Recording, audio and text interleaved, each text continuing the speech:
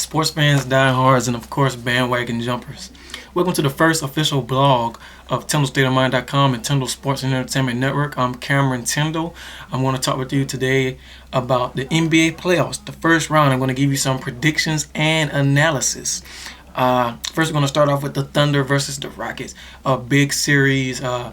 Mostly because of Harden returning to OKC with his old mates. How will he play? With the Thunder dominating this series, I expect them to do so, but I also expect Harden to come up big.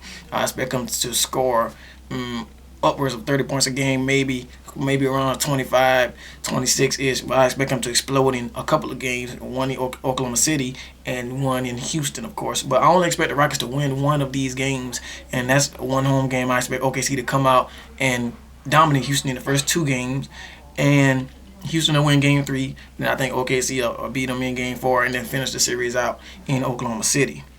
But this is a very intriguing series, and I think it has some good angles with the Harden situation versus Kevin Durant and Westbrook. But I think the Thunder end up victorious 4-1 in this series.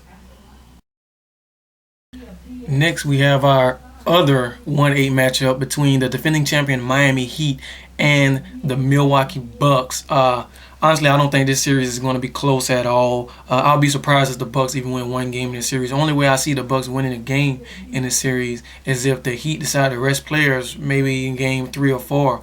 I believe Monte Ellis and Brandon Jennings will have a couple of decent games. Monte Ellis will probably get 31 game, maybe 2. But I don't think it's going to be enough for the Bucks to even get one victory in this series. Even if the Heat rest players, the Bucks still may not win. They're just not a very good team. And I believe the Heat are on a mission to get that second title in a row. And Milwaukee's definitely not going to get in that way. So the Heat are going to sweep the Milwaukee Bucks in the first round. Next, we have the 2-7 matchup in the West between the Spurs and the Lakers. This is probably the most controversial series in the West because the Spurs probably wanted to avoid playing the Lakers in the first round due to matchup problems. But nonetheless, they face the Lakers, and this is going to be a tough series. I believe the Spurs will win the series, but it's going to be tough. The Spurs got a lot of injuries. Tony Parker is clearly not 100%. Ginobili, we don't know what's going to happen with him. Tim Duncan is older. They resorted to signing Tracy McGrady. That says a lot about the Spurs season and about where they're at right now, resorting to signing Tracy McGrady. They don't have Steven Jackson anymore, being dismissed from the team for reported insubordination. I think they could use him. He was that extra body. He's a three-point shooter. Also, their primary defender for guys like Kevin Durant and LeBron or whoever they may face, Andre Iguodala, in the playoffs. The Lakers, I believe that they will play better offensively without Kobe Bryant because Mike D'Antoni will be able to run his system through Steve Nash. I have those guys shooting three-pointers and have 2 all-star big men.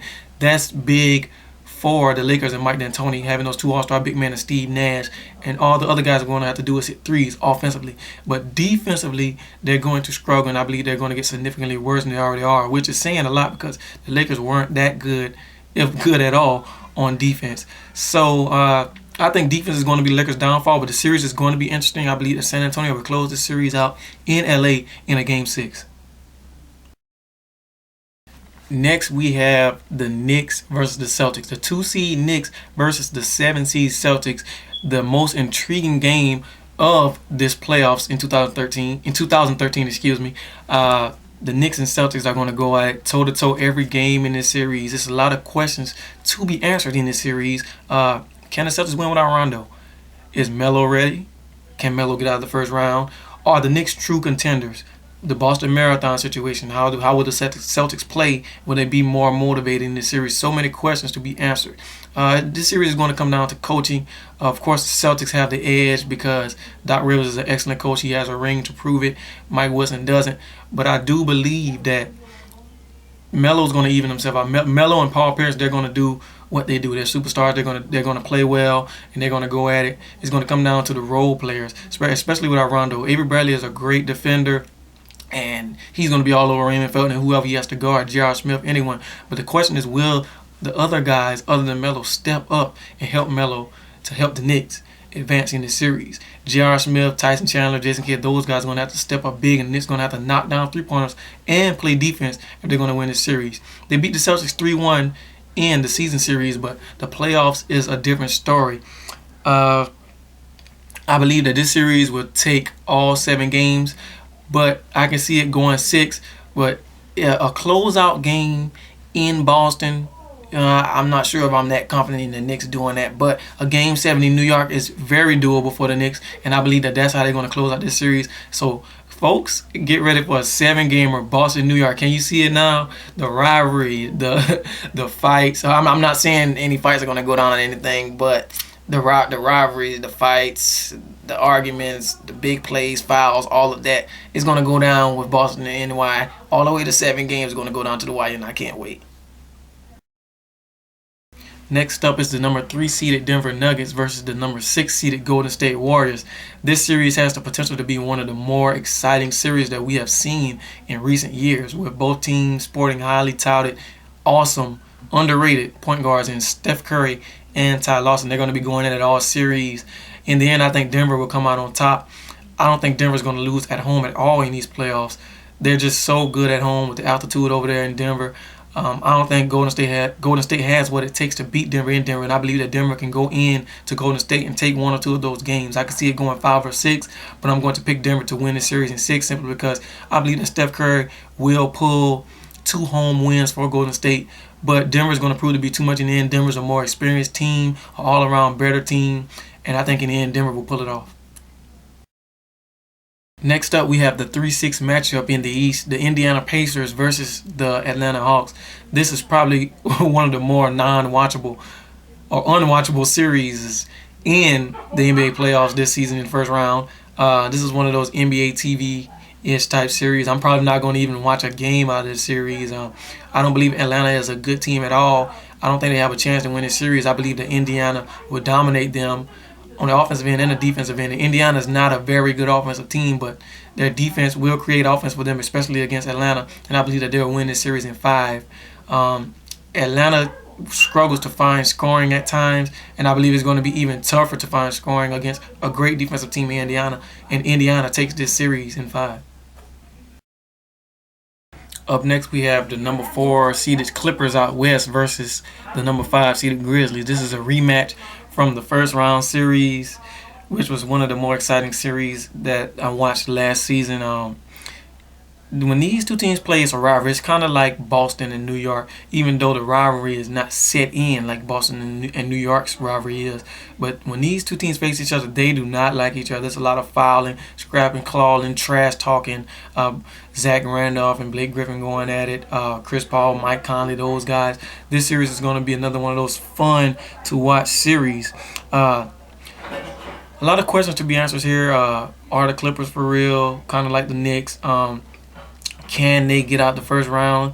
Can they beat Memphis? Can they compete for a title? That's a better question.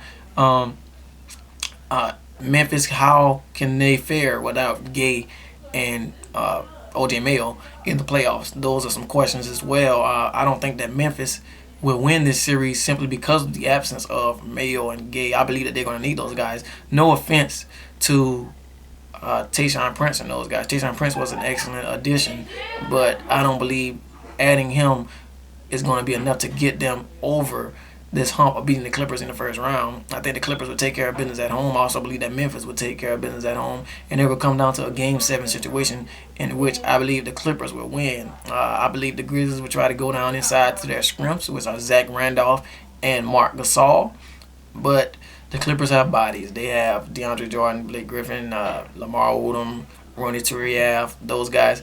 And bodies matter when you're going down in the post. They're going to take some banging. And, of course, Zach Randolph and Marc Gasol, they're going to have some good games, and they're going to have their advantages. Mike Conley will play good.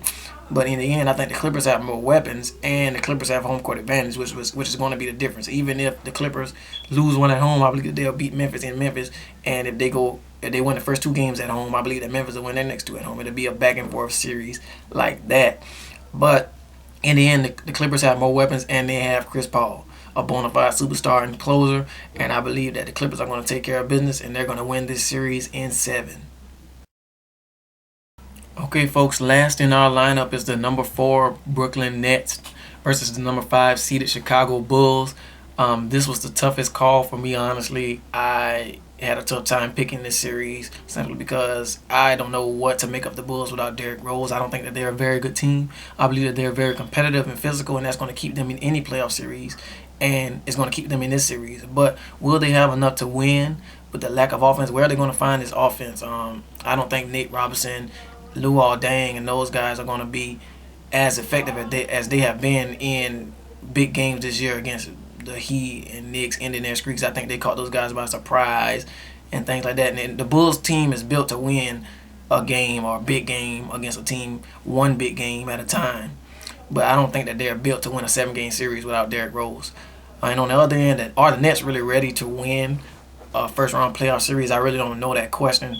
But I'm going to pick them simply because they aren't that bad on defense. I think their defense can get them by against Chicago, who lacks a lot of offense. So I think the Nets will find a way to win this because they're better offensively. I think Darren Williams and Gerald Wallace, Joe Johnson, those guys are going to step up. They're going to play fired up in Brooklyn. Home court advantage is another factor in why I'm picking the Brooklyn Nets to win this series. And I believe that they're going to win this series in 7. I think it's going to go all the way down to the wire. The Bulls can win at home, and I believe they will win 2 or 3 games at home. They might even take one in Brooklyn, but if they do, I think that Brooklyn will take one in Chicago. I can also see the series going 6, but I don't know if Brooklyn, same with New York. I don't know if Brooklyn or New York could close out a series against a Boston or Chicago in a game 6 at their place. So I'm going to pick the Nets to win this series in 7. Well, that's going to do it for us today. This was the first video blog of TindalStateOfMind.com and Tindal Sports and Entertainment Network. Check us out on YouTube at Tindal Sports Talk, and we'll post the second episode of this video blog once the second round begins. I'm Cameron Tindal, and that's going to do it for us today, folks.